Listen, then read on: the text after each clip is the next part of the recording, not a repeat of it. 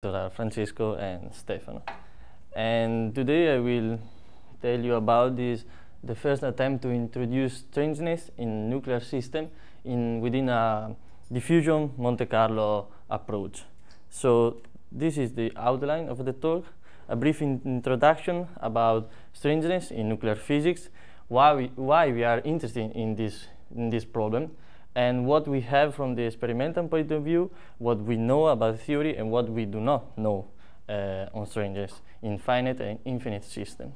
Then I will move to our project, and so the idea behind this project and the hyperon-nucleon interaction we can use within this auxiliary field diffusion Monte Carlo, and then just some detail on the code we are using, and then results on single lambda hypernuclei and lambda neutron matter, and then conclusion.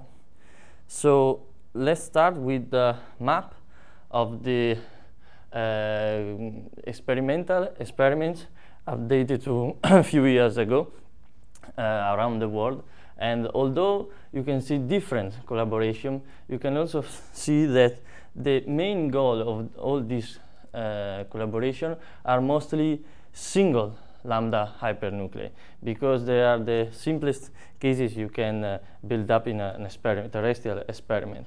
And just to give you the flavor of how it works, you can produce single lambda hypernuclei with charge conserving reaction, where a neutron is converting a lambda particle via a strange Strangeness reaction or associated production, or via single charge exchange reaction where a proton is converted into a lambda particle. And there is also this kind of reaction, which is the double charge exchange reaction, where two protons are converted in one neutron and a lambda particle. And for example, this kind of interaction are used to produce neutron-rich hypernuclei. And what we have, although there are many experiments, this is the lambda hypernuclear chart updated to November 2012. You can see that compared to the standard nuclear chart, there are very few slots.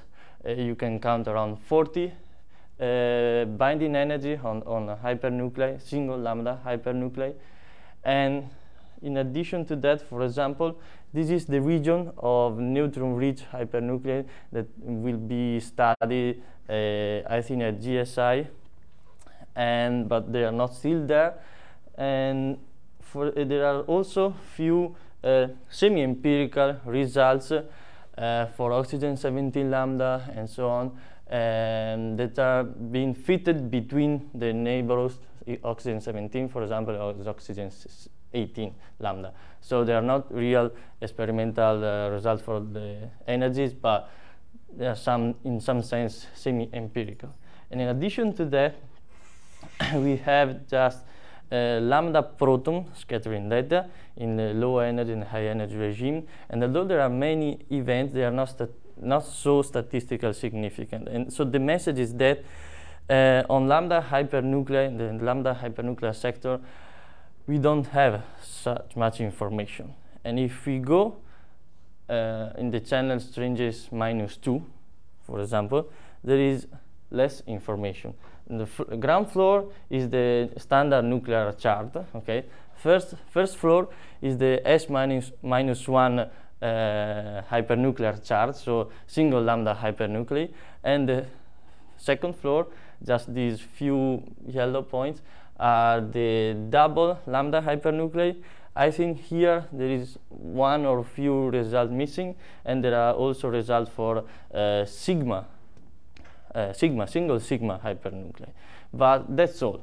So you can understand that our knowledge about hypernuclei, and so what we can get to build up lambda nucleon interaction, is very few. So the knowledge about, experimental knowledge about hypernuclear physics is still quite poor compared to the nuclear sector. And let's change stage and move on infinite system. So talk about neutron stars. And as far as we know, neutron stars are a compact object, and we can describe the composition of this object as different layer or different composition. And the most interesting one, and the most unknown one, is of course the inner core of this neutron star, where we can suppose that new degrees of freedoms appear, starting from, I don't know, hypernuclei, hyperons, pion condensate, quark condensate, gluon plasma, and whatever. And we are this is an interesting problem, because most of the mass of the neutron star is concentrated in this layer, and neutron star masses is something that you can infer from astronomical observations. And if you think that if you try to add these new degrees of freedom in the description, theoretical description of the core of the neutron star, what's happening is that you have a drastic change in the equation of state, and so in the result, for example, for the mass radius relations and the maximum mass of the neutron star you can get. And why these hyperons should be there is that you are in a regime of such high density that at a given point the chemical potential for the nucleons is so high that for the stars become favorable to switch the, for example, neutron in the lambda particle. Here, if you can see, is a plot of the chemical potential versus the baryon density. For example, this is the plot just for neutron matter, and you can see that around twice the normal saturation density, the line hit the chemical potential of the lambda particle, and so from this point on, the lambda particle is there, and there is this softening of the equation of state, because the simple picture is that, for example, a neutron, which is at the top of the Fermi energy, so it has a high energy, can be converted in a lambda particle, which is as high as spin 0, is a different particle, and so she goes down in the shell structure, she starts filling his own shell model, if you want, and so you get a net gain in energy. And so if we want to take a look at the equation of state for nuclear matter, which is written as a function of the baryon density, and there is a asymmetry parameter, where the case of delta equal 1 is the pure neutron matter, in the case of delta equals 0 is the symmetric matter, where you can find the normal saturation density and the saturation energy. The equation of state for the neutron star core are somewhere here in this red banded region, where there is a neutron-rich matter with a given fraction of proton. And if you try to consider this equation of state and add the hyperons, degrees of freedom, introduce it with the known available hypernuclear interaction, what's happened is that there is this softening of the equation of state. Here is again the total energy versus the baryon density, and the plane line is the result for the nuclear case, and the dashed line are the results for different model of hyperon-nuclear interaction. And you can see that this is the Bruckner trifocal approach, and you can see that there is this softening of the equation of state. The energy goes down, but this softening is strictly model dependent. And from this equation of state, it's solving the Tolleman-Oppenheimer-Volkov equation, you can get the mass radius relations, and you can infer the maximum mass for a neutron star, and so you can compare with the observations. And let me show you just few examples of this mass radius relation.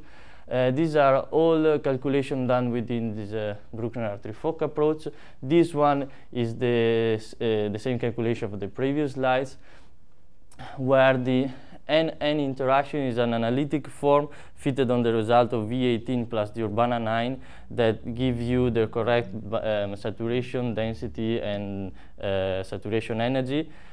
While in this study they use just the V18 nuclear potential plus almost the same hypernuclear interaction, which is the mega interaction. I will talk to you later about this kind of interaction. And they also add some terms that mimic a three-body hyperon-nuclear interaction. And here again, there are the A, S, C, and so on are the hyperon-nucleon interaction, and they change the core nuclear one with different three-body nuclear interaction and modify urbana-9 and another kind of three-body interaction. But the message is that you adding these hyperons, you lower the maximum mass of these neutrons, theoretical maximum mass of the neutron star, and you can see that you can go from 1.2 to max 1.6, and that's all in this framework. But if you consider other kind of model, for example, this is a relativistic mean field calculation where they also introduce hyperons. And you can see that in this case, you still have a reduction on the predicted maximum mass of a neutron star, but you're still quite high, around 2 solar masses. And there are other work. For example, this work has been done within the density functional model with density-dependent coupling, and they were able to move the coupling of the hyperon-nucleon interaction in such a way they are able to reproduce 2 solar masses neutron star. Because at this point, the problem is that we have observations telling us that there are at least 2 solar masses neutron star. And so at this point, you can see that there is no agreement between different approaches with different interaction. And so the question is that are there the hyperons or not? And for our point of view, it's a matter of the hyperon-nucleon interaction we are using.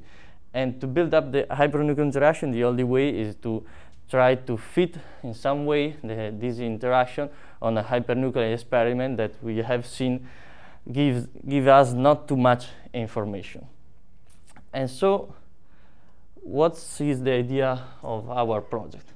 Consider a nucleus and the corresponding lambda hypernucleus. From now on, A will be the total number of baryons, so nucleons plus the lambda particle. And suppose that you have an exact ab initio method, for example, our auxiliary field diffusion Monte Carlo. What you can calculate is the binding energy of these two systems, that is the expectation value of the nuclear or hypernuclear Hamiltonian on the real ground state of your system.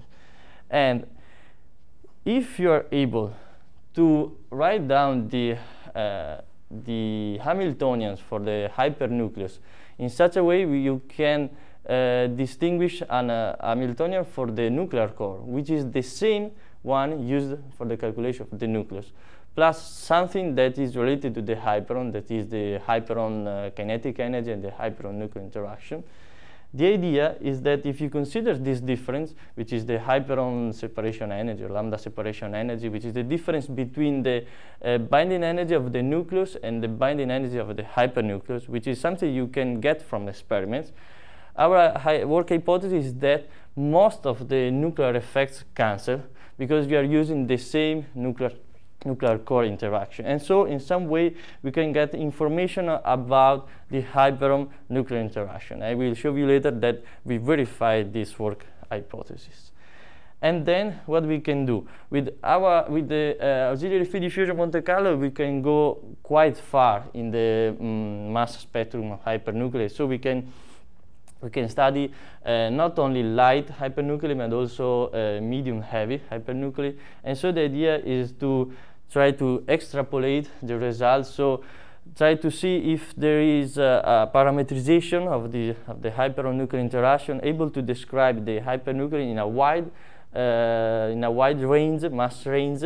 And so see if this interaction is reasonable and gives correct result up to a given limit, and so then try to use this kind of interaction in an infinite system. It will be the lambda nuclear matter, but up to now we are able to just to do the lambda neutron matter. And so what are the interactions we can use, we cannot use, and so on. This is just a list of the available hyperon-nucleon interaction. There are phenomenological interactions mostly used in shell and cluster model calculations. There are these Nijmegen and Jülich interactions, which are the one used in the Bruckner-Hartree-Fock calculations, which is based on Meson exchange model, and they appear in several different parametrizations and have been used, for example, in geometric calculation. Then there are some chiral effective field theory interaction, the latest of which is developed at NLO, and has been used in Faddeevia-Kubowski calculations. But for example, this kind of interaction has been used just to study very light hypernuclei, A = 4. So for example, H4 lambda and helium 4 lambda. This one has been used to calculate also A = 12, 13 hypernuclei. But the problem is that, for example, almost for each hypernuclei they want to study, they have to refit the parameter. For example, the interaction they are using for the cluster, alpha cluster, and a neutron and a lambda particle, the lambda neutron interaction in that case is different from the case of just one proton, one lambda, and one neutron in for the H3 lambda, for example. And so there is not a complete description of many hypernuclei within the same framework or within the same interaction. And then there is this almost unknown interaction, which I call Usmani interaction, because the latest results has this author, okay? And this interaction developed starting from the 80s, which is due to pion exchange. It introduces two-body and explicit three-body lambda and n interaction, and that has been used for quantum variational calculation, mostly on helium 5 lambda, and there is one result on oxygen 17 lambda. And we are interested in this kind of interaction because the structure of the interaction is exactly the same of the argon V18 and the three-body Urbana 9 interaction, so it is something that we can use in the Quantum Monte Carlo code. And let's take a look at the, let's make a comparison between the kind of diagram that are in some way included in the, for example, argon V18 interaction and this Usmani interaction. So in the nuclear sector, the third diagram you can think is the one pion exchange, okay, between the two nucleons. And if you go in the hypernuclear sector, it is forbidden due to isospin conservation because the lambda particle has isospin 0, so you can just use the lambda pion sigma vertex. So you can go to the pion exchange, and these are some of the diagram where there is the delta resonance, and you can write down something similar where the lambda is excited to the sigma resonance, and also we can add a charge symmetry breaking interaction which distinguish the lambda proton and lambda neutron interaction. And here, almost at the same range, we can also write one Carmi exchange, which is okay, a shortest range, but the main effect of this interaction is the exchange between the lambda and the nucleons. But up to now, we are not able to treat directly this interaction in the propagator. We'll tell you more later. And in the three-body sector, we have the two pion exchange in the P wave and S wave in the nuclear sector, and we can write down something similar in the lambda and n sector again. And if I go on, there is the dispersive repulsive phenomenological contribution for the nuclear sector, and we can write down same way in the hyperon-nuclear sector. And then it goes at three pion exchange, which is again forbidden by isospin conservation. So this Usmani parametrization stopped at two pion exchange, and a comment is that both the two-body interaction and three-body interaction are at two pion exchange level, so they are the same range, and so they have to be considered both for a realistic calculation in this framework. And so just to give you a flavor of this interaction, for the two-body sector there is a charge symmetric term which has a pure central term. This is the term with the count exchange term with the exchange operator, and there is the sigma lambda sigma n coupling. The parameter of this interaction are fitted on these available lambda proton scattering data. Then there is this charge symmetry breaking time, which is very simple and just distinguish between neutrons and protons. And the parameter V0 charge symmetry breaking has been fitted on the A=4 mirror hypernuclei, which is H4 lambda and helium 4 lambda, and this parameter is negative. So the channel for neutron lambda is repulsive, and the channel for proton lambda is attractive.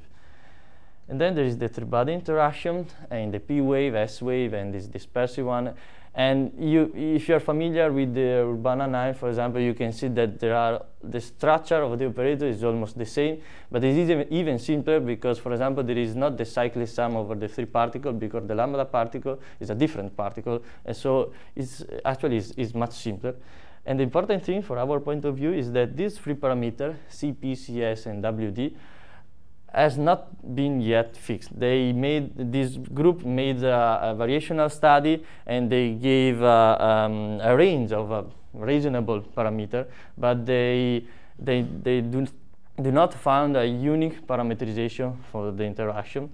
So our idea was to try to refit the three-body lambda and interaction on a wide range of hypernuclei and see if you are able to get the experimental separation energy.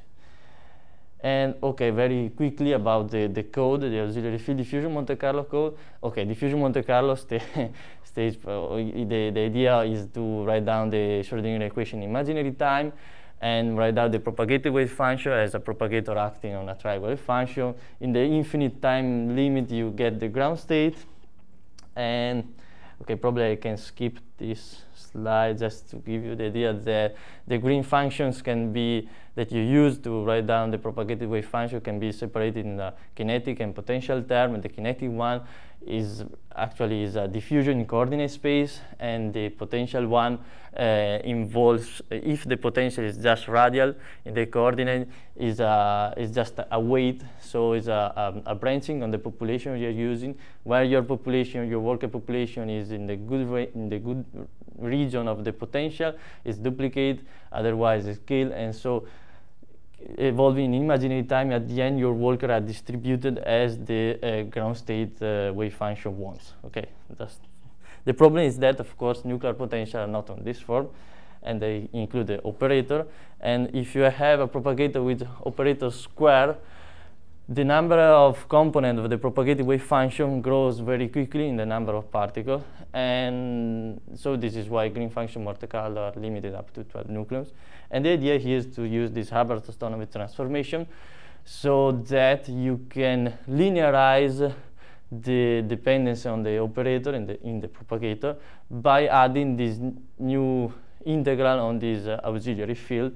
And the net effect of this integration is that you are rotating over spin isospin configuration, and eventually this recover the good spin isospin structure of the real evolved propagated wave function. And what we gain is that the computational cost, the most expensive part is the diagonalization of the matrices, the potential matrices that goes as a to the 3. And the matrices we have, let me go quickly here.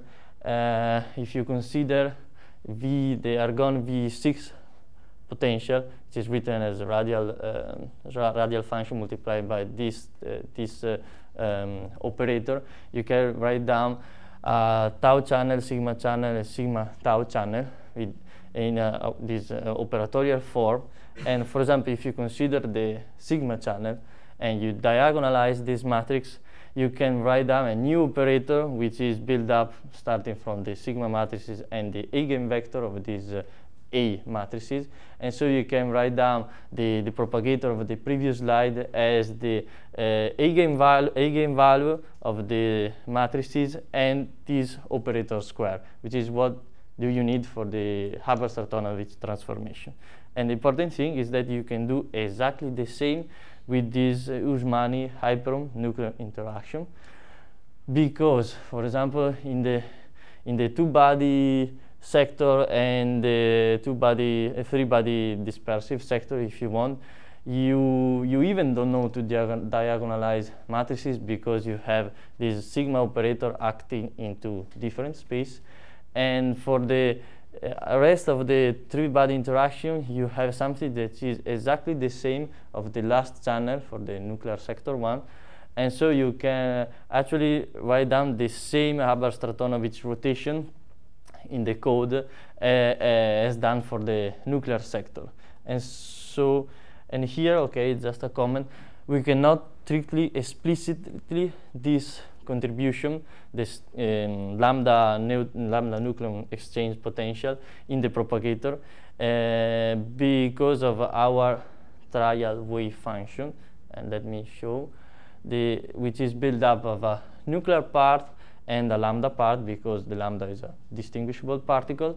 And for the each component is written as Jastrow correlation function, and okay, as later determinant over single particle orbitals. And for finite systems, we use the Hartree-Fock single particle orbitals multiplied by the harmonic spherical harmonics and the spinors, while for the infinite system we use just plane waves. And in the finite system, okay, we refer our coordinate to the relative coordinate.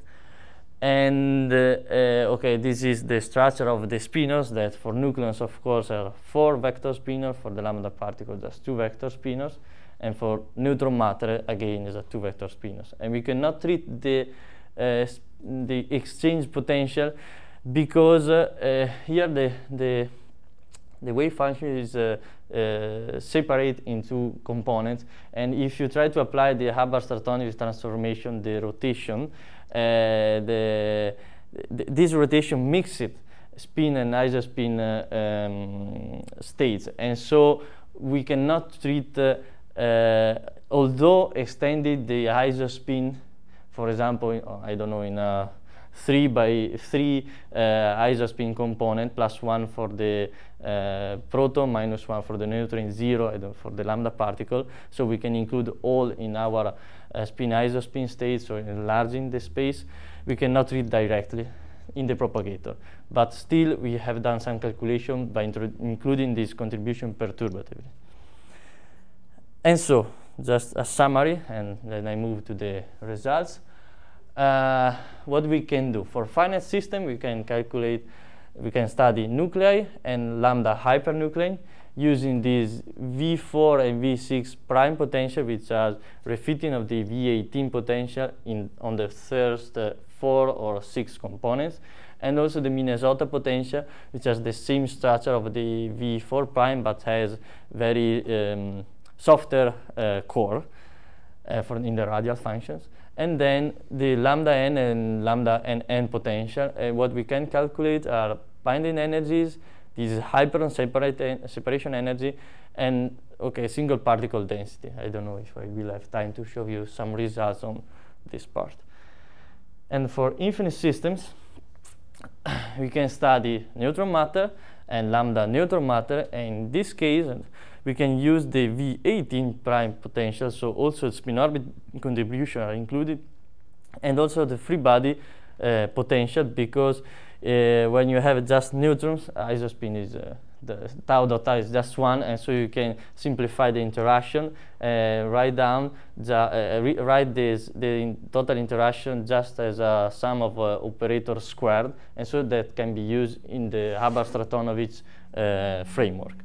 And again, the 2 plus free body potential, hypernuclear potential, we can get total energy and also per correlation function. So let me move to results.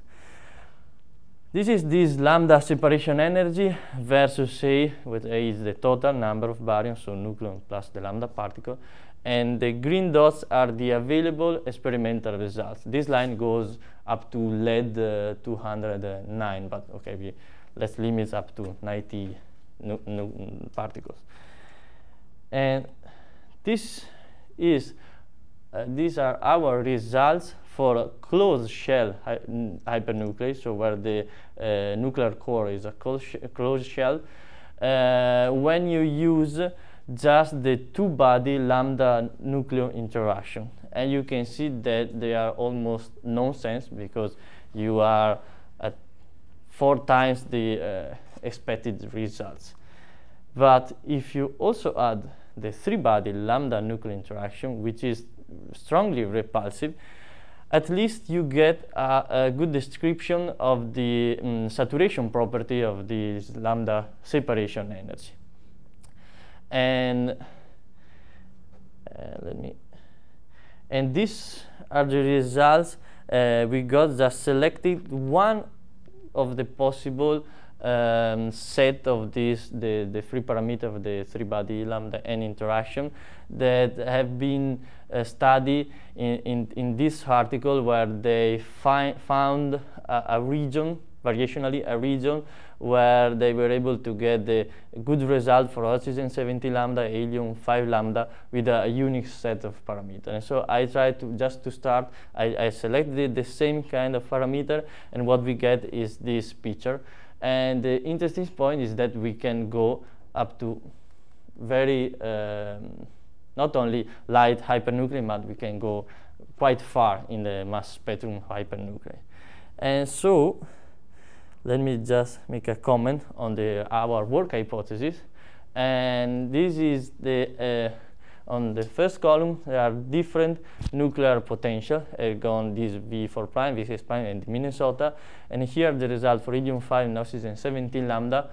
When you add just the lambda n interaction, or also the lambda n interaction. And you can see that when you include the full hypernuclear interaction, the result for the lambda separation energy, which is the difference between energy of nucleus and hypernucleus, it seems that is not dependent of the detail of the nuclear interaction. And so, starting from this observation, we kept going in studying all other hypernuclei. Just, yes, tell me? You're using the same three-body force equal calculation? For the lambda n, yes. Yeah. These are the result, the same result here, okay, for oxygen, helium 5 lambda and oxygen 17 lambda, with changing the core, the nuclear core. But the lambda nuclear interaction is the same.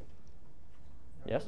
I mean, do you have, like, you don't have like a tensor-like component in the hyperon-nucleon interaction, right? There is something like that, because I show you in the three-body interaction, there is the sigma, S lambda I component. Okay, I can show you the detail of the interaction, but there is something similar to the tensor nuclear interaction, but applied to the lambda and the nucleon. Yes. So what did you do with the KM exchange? Did you include it determinatively? Yes, I will tell you after a few slides how we can treat the KM. And so we tried also to calculate not only closed shell hypernuclei, but also open shell hypernuclei. And this is the same plot as before, but versus the inverse of the number of particles. So you can see the extrapolated result for infinite matter.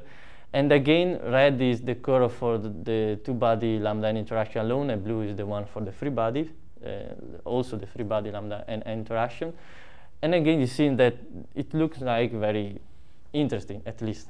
But still, we are quite far from the experimental results. So what I did was to study, starting from helium 5, and I make a systematic study of the lambda separation energy in the parameter space of the three-body interaction. And as they did in 2008, they kept fixed the CS parameter, and they changed the WD, which is the repulsive part of the interaction, and the CP one, which is the attractive one. And the surface is our results, and the red grid is the experimental result. And so this is the line of available combination of parameters that gives good results. And this is the same plot, just a projection. And so the red band here is represent the good couple of parameters that gives the experimental results for helium-5 lambda, the good lambda separation energy for helium-5 lambda. And so starting from that, I made some calculation on oxygen-17 using few points here along this banded region. And what I got is that for this point, this combination of parameter, I was able to describe correctly both helium-5 and oxygen-17. So I tried to remake the calculation for all the close and not close lambda hypernuclei with this new set of parameters. And what we got is the black line, okay? And we see that we are almost on top of the experimental results. Okay, here arrows start to grow very quickly, but anyway, remember that this is a plot of the inverse of the number of the particles. So this trend is very good when you see the black dots. We were able also to study, for example, oxygen 18 lambda, which is here, and calcium 49 lambda, which is there, for which there are no experimental results. So in some sense, it's a prediction, if you want. And just as a test, we also checked that our charge symmetry Back interaction was good, looking at the H4 lambda and helium-4 lambda. And experimentally, the difference between the hyperon separation energy is 0.35, and we got almost the same results compared with the experimental errors. And so we were happy. And okay, I can tell you something about the densities. We can calculate, for a finite system, we calculate single particle densities. And green is the nucleon density in helium-4, just nucleus. And red one is the nucleon's density in helium-5 lambda, and blue one is the lambda density in helium-5 lambda. Or the plot are normalized as that the integral of this curve over 4 pi squared gives the number of particles. And you can see the left panel is the result when you use just the two-body lambda n interaction, and the right panel is when you also add the three-body lambda n interaction. And you can see how the repulsion works, because the lambda particle is pushed away from this center. So this is, if you want, it's consistent with the results on the energy, where you gain, adding the three-body lambda interaction, you gain some repulsion. And you can see that also from the density plot.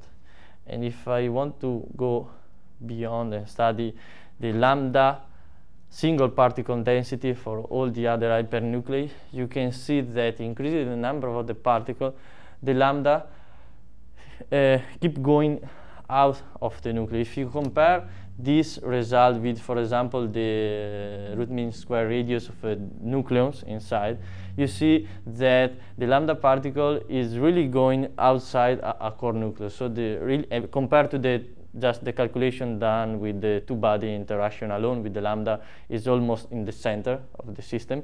Adding the three-body lambda interaction, the lambda particle is pushed away. So we have really strong, significant three-body effects.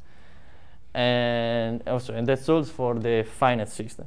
Let's move to the infinite system. And so if you want, if you have neutron matter, the equation of state is a function of the baryon density. And for example, if you want to go to nuclear matter, we need also protons. So we add the proton fraction, and you can, in first approximation, you can parameterize the equation of state as a function of the baryon density and the proton fraction as the nuclear symmetric one plus the contribution of the asymmetry. Okay. Yes? Is there any information in hypernuclear experiments that can probe the localization of the hyperon? If you look at decays or spectroscopic factors, can you tell which one of these is favored? From the experiment, they can infer the radius, just the radius, and see, for example, that they can they can see that I think in lithium 7 lambda, the lambda particles make the neutron very far from the center, so it's a halo hypernuclei. But I don't know if there are more information about the localization of the lambda particle. I'm not sure about that. And so, if you want to make a comparison, the idea is to write down for lambda neutron matter something that is a function of the baryon density and the lambda fraction. But here, okay, we are working on that.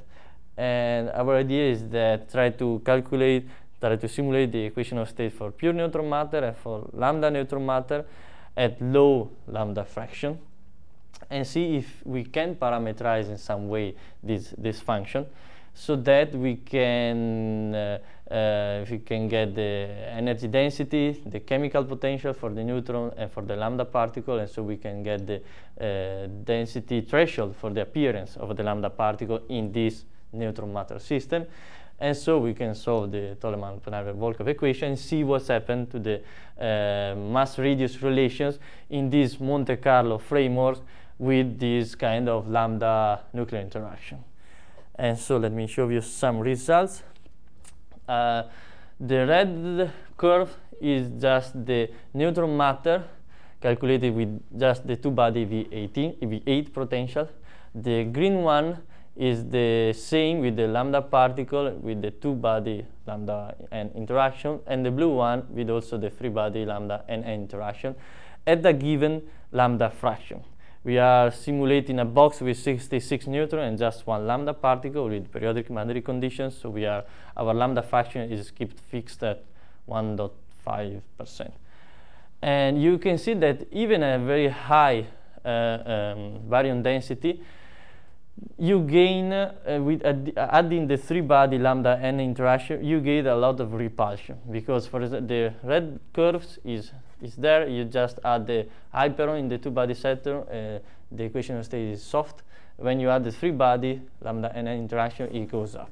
Okay, but again here it's missing the three-body nuclear interaction, and you can add it, the Urbana-9, and the key is the same. So red is the nuclear, green is the two-body lambda interaction, and blue is the three-body one. And you can see again this distribution. With the two-body alone, you get a softening, while with those, when you add the three-body alone, you get a softening, but not so much. And this was done with the first set of parameters with the we used for the closed shell hypernuclei. If you do the same with the new one, the one that get us the right experimental separation energy for hypernuclei, what we get is this one. If you don't use the Urbana-9 nuclear interaction, you stiffen the equation of state, while here you are almost on top of the nuclear equation of state. Okay, we are at a given lambda fraction, but in some sense it is promising that the softening is not so dramatic at this given lambda fraction. And so, okay, they are not real physical results, but we can also try to look at the mass radius relation.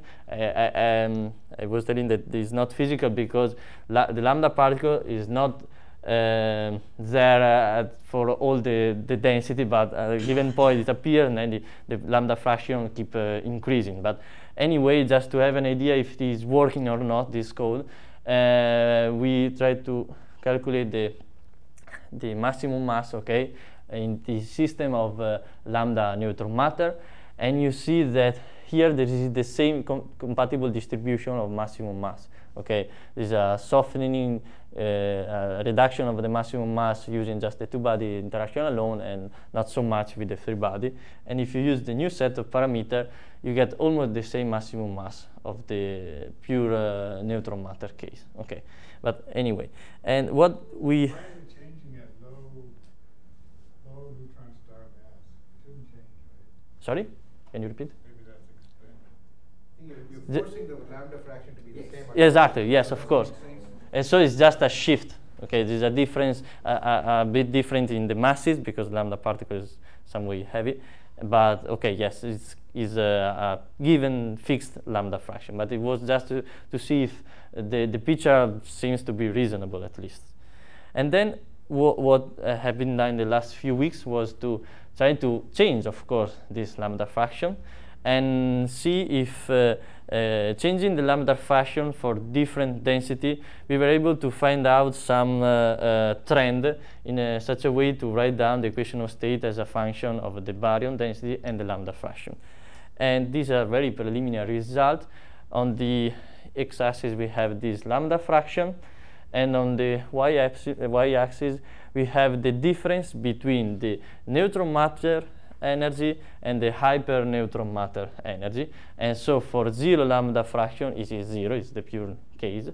And red curves is the result for the saturation density, green for twice saturation density, and for very high density, the blue one.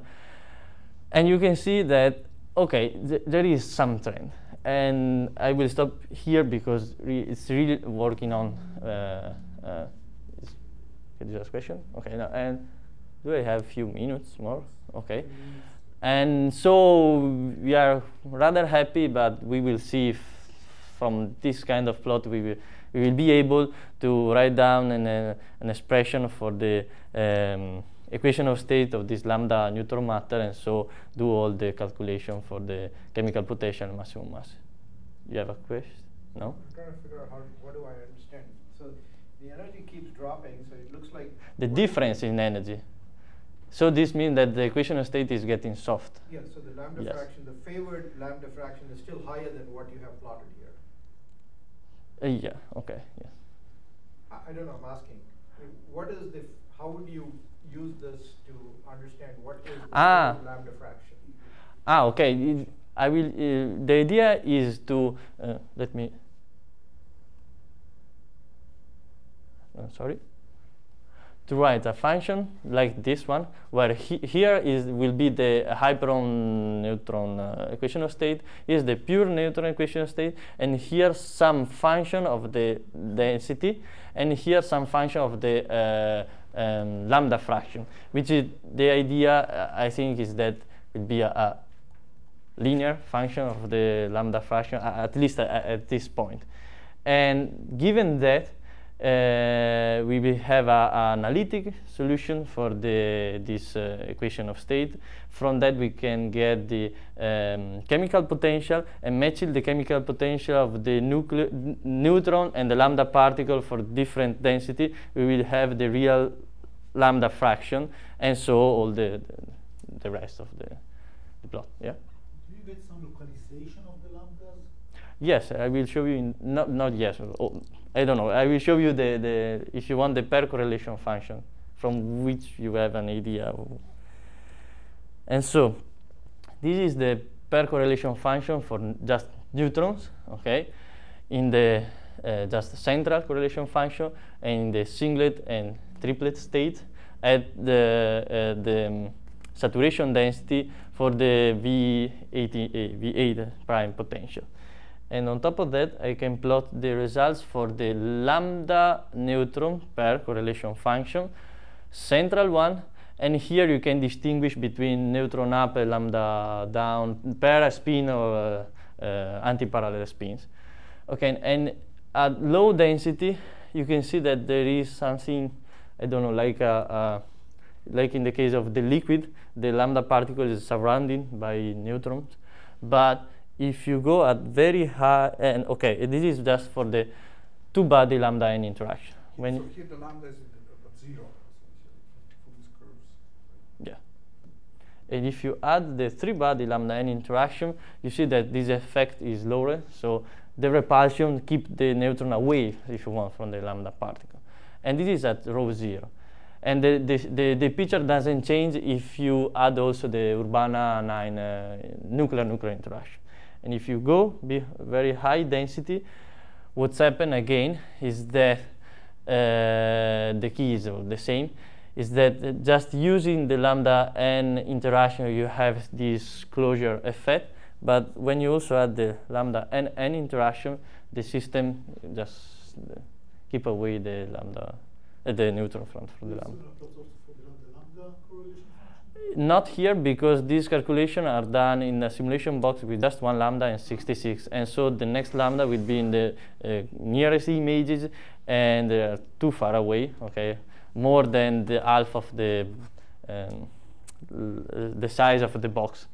And there is a work on.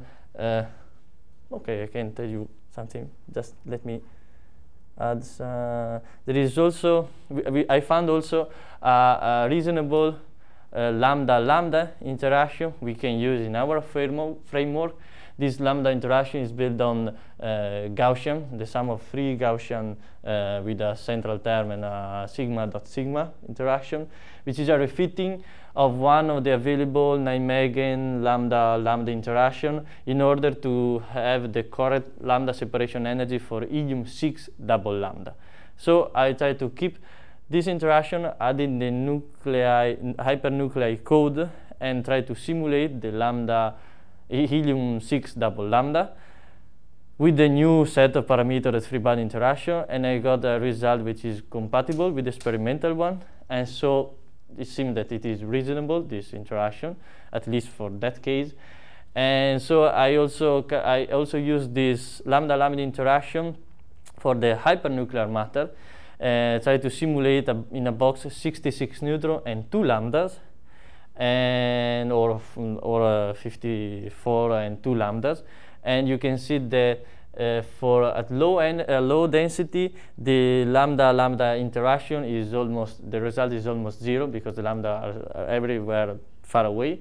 And if you increase the density, the lambda-lambda interaction is active in some sense, but you don't gain much information on the pair correlation function due to finite size effect. If you think that you are user.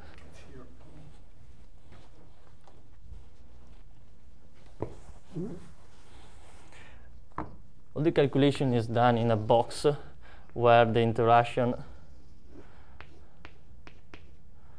are cut at half of the size of the box. If you have just 2 particles, okay, there is the possibility that the particle goes in the excluded volume. And so, for example, this is a problem for the lambda-lambda pair correlation, because if you have just 2 lambdas in a box, for example, the result doesn't go to 1 at L half. Okay, while if you have many neutrons, okay, this effect is very reduced. And so I don't know if I have the result for the lambda-lambda pair correlation function, but I don't know how much they are reasonable. And so let me go to the conclusions. Okay, and so we have extended the auxiliary field diffusion Monte Carlo for strange finite and infinite system. And so we are trying to develop an hyperon-nucleon interaction in the Quantum Monte Carlo framework. Okay, and so we can analyze the lambda separation energy on hypernuclei and the equation of state on hyperon-neutron matter. And the main results are that the two-body lambda interaction is not enough to describe the hyperon separation energy in finite systems, but we need a very strongly repulsive 3-body interaction. And the hope is that this 3-body lambda and n interaction will be enough repulsive to support a 2 solar mass neutron star, or neutron matter star, if you want. And okay, this is work in progress, and that's all. Thank you.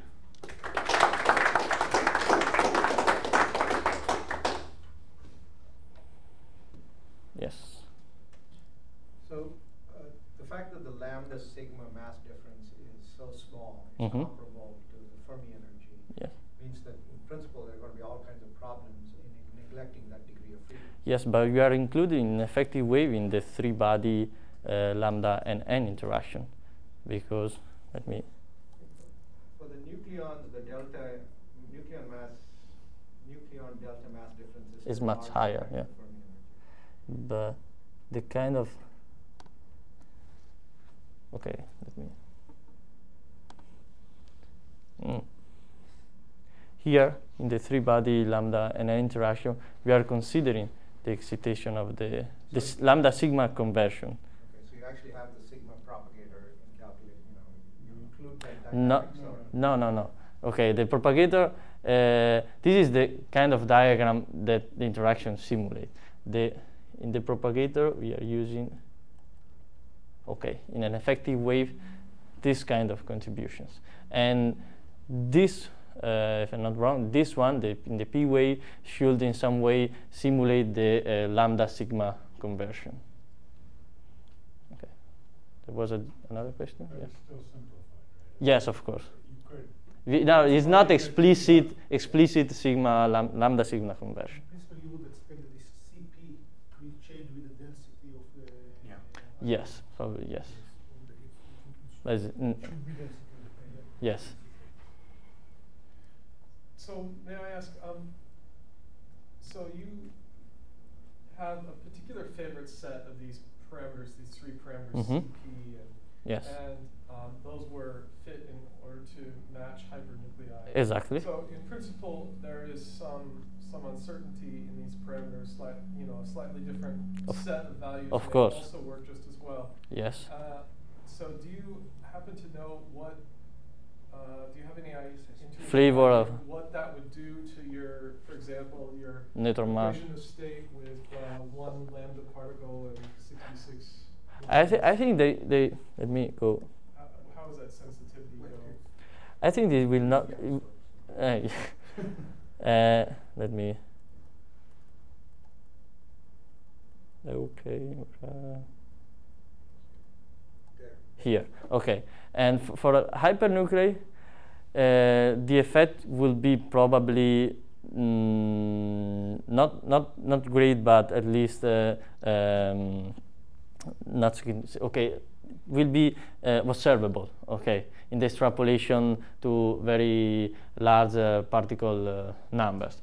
But in the case of the lambda neutron matter, where you are adding very few lambda particles over a bunch of neutron, the effect will, I think, will be not so high, because if, for example, if you take a look at at a given lambda fraction, if you take a look at the maximum mass, in this case, okay, the blue line, and in the other case, when you also you change the parameter, and the change was a great change in the lambda separation energy, you see that the results on this scale is just 0.1 or even less between or even more than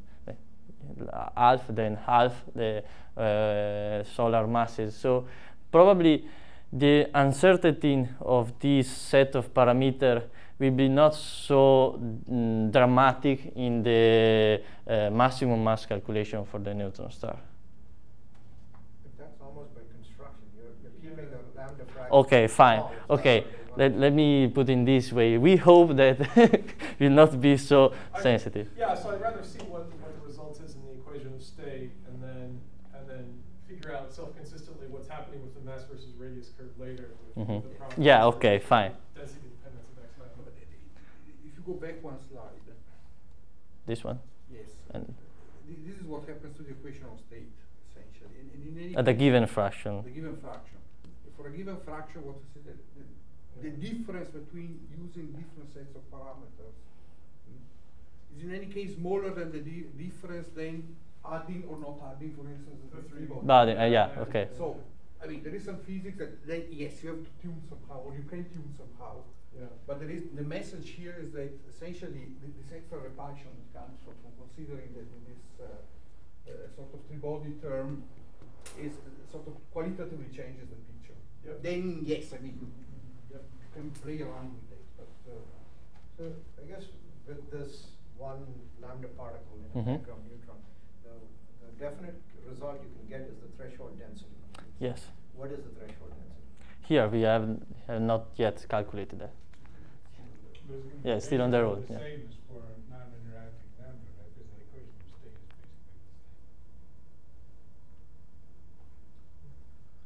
basically the same. Well, I need to know where it crosses the neutron chemical potential. in any case. Yeah, right. Yeah. So that We have not calculated yet the chemical potential. Now, it is necessary to the electronic repulsion, right? This is a lambda. Just lambda neutral. Yes. There's no electrons. But Yeah. the complication. Diffusion constant of the lambda? Since you can identify the lambda in this Yes. problem, have you looked at the diffusion constant? Actually, no. This was a Because good. that would tell you the Yes. effective mass Yes. Ah. of the lambda, and then you could just say, okay, I've got approximate free gas with that effective mass Mm-hmm. and this energy shift. And Yes. This is something we can do. Yeah. I mean, and that would be the non-interacting Case. and the immediate, Mhm. which you can immediately get in the equation state. Yes. And I wanted to answer the Joe about the exchange. Okay. Yes. And we cannot use it in the propagator. Okay, but we can calculate it perturbatively. So just keeping our set of coordinates. Change the coordinate between a neutron and a lambda, calculate the wave function, and redo for all the possible combinations. And what I got is that this epsilon parameter, which is in front of the exchange potential, is not well constrained. Okay, something between 0.1 and 0.3. And I tried to use this 0.1, the 0.3 limits to calculate the separation energy of helium 5 lambda, oxygen 70 lambda, and calcium 41 lambda. And you see a trend that is when you use the highest value, the lambda separation energy goes a bit up, okay, but for helium 5 lambda. But for example, in the case of oxygen or calcium 41, the effect you have is within the error bar of the calculations. So going up in the... Putting it or not? Or I'm confused. Sorry? What are you comparing? You're just comparing that? They're comparing the expectation lambda separation energy, including perturbatively this contribution or not including this contribution. And the difference between this calculation is within the error bar for starting from oxygen 70 lambda and up. So I think purely repulsive effect, and the P waves, it would always be repulsive, right? I don't know actually. Should be. But the problem in that calculation is that from the auxiliary field diffusion Monte Carlo you get the mixed estimator. So if you want to check the contribution, you have to also calculate the variational one. And our trial wave function are very poor. And so I don't know how much this contribution we have computed is meaning. I don't know. But for example, between the variational calculations and the diffusion calculation of this perturbative contribution, in some cases you get a reverse difference in sign.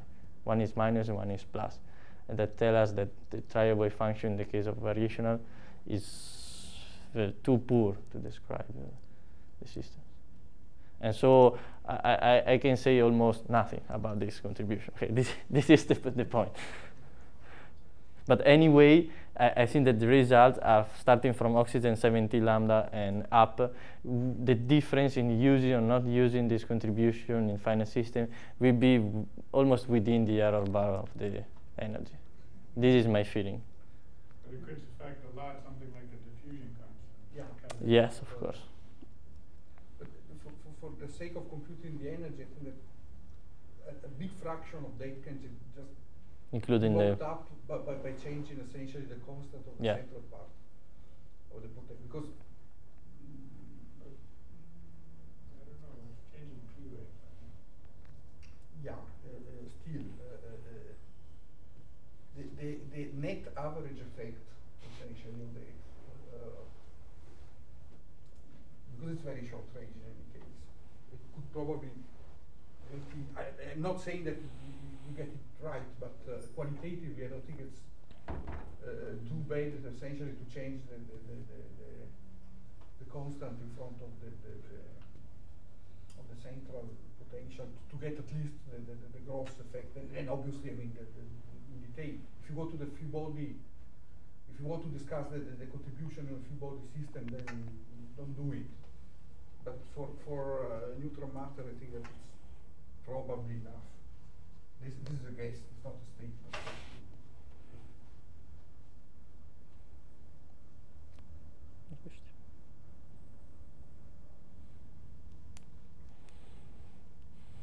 That's all. Anything else?